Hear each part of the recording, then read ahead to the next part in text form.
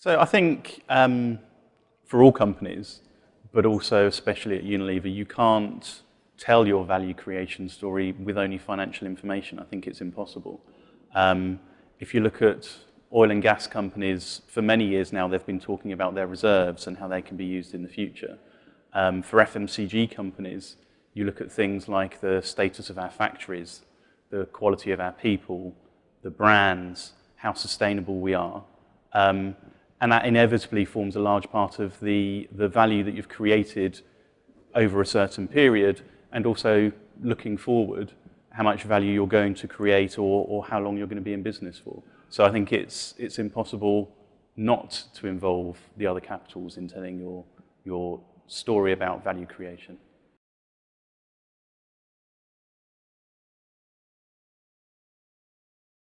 Within Unilever and with our investors, we don't generally refer to IR specifically, but we talk about all of the other capitals and we try to talk about the future where we can. And I think the IR framework, what it really does is it gives us the framework for those conversations to take place. So for a long time we've been talking about how sustainable living is crucial to Unilever, and really this just joins the dots together and helps us explain to them why that is part of the value creation story.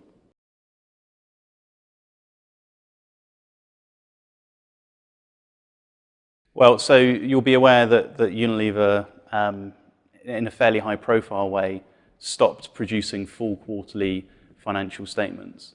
And that is part of a wider shift towards taking a longer-term view, future orientation, and really delivering our strategy, which is based all around consumers and longer-term investors.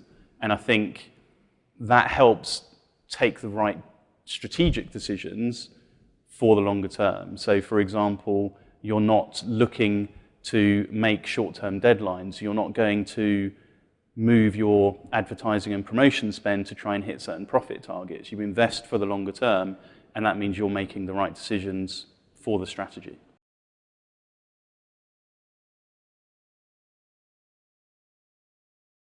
So at Unilever at the moment, we're moving towards more of the classic integrated reporting area. So I think in the past we've used our own internal terminology, and we are going to move more in line with the framework itself.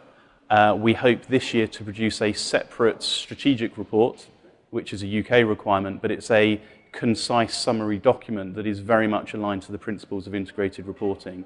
And then that will be the basis for other reporting that we do. We'll take that into the sustainability arena.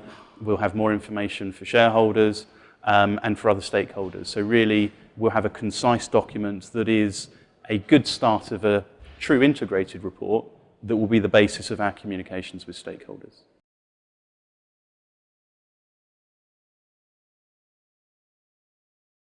Really, Unilever and integrated reporting are a natural fit.